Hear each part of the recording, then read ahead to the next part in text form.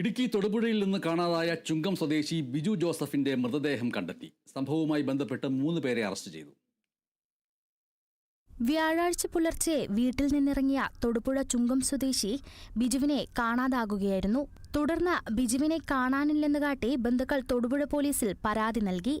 Police അന്വേഷണം പുരോഗമിക്കുന്നതിനിടെ ബിജുവിന്റെ catering business പങ്കാളിയടക്കം 3 പേർ കസ്റ്റഡിയിലായി.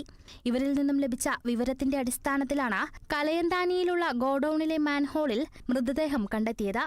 ഭക്ഷണാവശിഷ്ടങ്ങൾ തള്ളുന്ന മാലിന്യ സംസ്കരണ കുഴിയിലേക്ക് പോകുന്ന മാൻഹോളിലായിരുന്നു മൃതദേഹം. മൃതദേഹത്തിന് മുകളിൽ മാലിന്യങ്ങൾ തള്ളിയ നിലയിലായിരുന്നു. എറണാകുളത്ത് നിന്ന് കാപ്പ ചുമത്തി പുറത്താക്കപ്പെട്ട പ്രതിയിൽ നിന്ന് കിട്ടിയ വിവരത്തിന്റെ അടിസ്ഥാനത്തിലാണ് ബിജു ജോസഫിന്റെ കൊലപാതകവുമായി ബന്ധപ്പെട്ട കൂടുതൽ തെളിവുകൾ ലഭിച്ചത്. ബിജുവിന്റെ വീടിന് സമീപത്ത് പിടിവലി നടന്നതിന്റെ ലക്ഷണങ്ങളുമുണ്ട്. പുലർച്ചെ ശബ്ദം കേട്ടിരുന്നതായി സമീപവാസികളും പോലീസിന് വിവരം നൽകി. പോലീസ് നടത്തിയ പരിശോധനയിൽ ബിജുവിന്റെ വസ്ത്രവും ചെരുപ്പും കണ്ടെടുത്തു. ബിജുവിന്റെ പഴയ ബിസിനസ് പങ്കാളി ഉൾപ്പെടെ 3 പേരാണ് പിടിയിലായത്. കസ്റ്റഡിയിലുള്ളവരിൽ കൊട്ടേഷൻ സംഘത്തിൽപ്പെട്ടവരുമുണ്ട്. പണമിടപാടുമായി ബന്ധപ്പെട്ട തർക്കമാണ് കൊലപാതകത്തിലേക്ക് എത്തിയതെന്നാണ് സൂചന.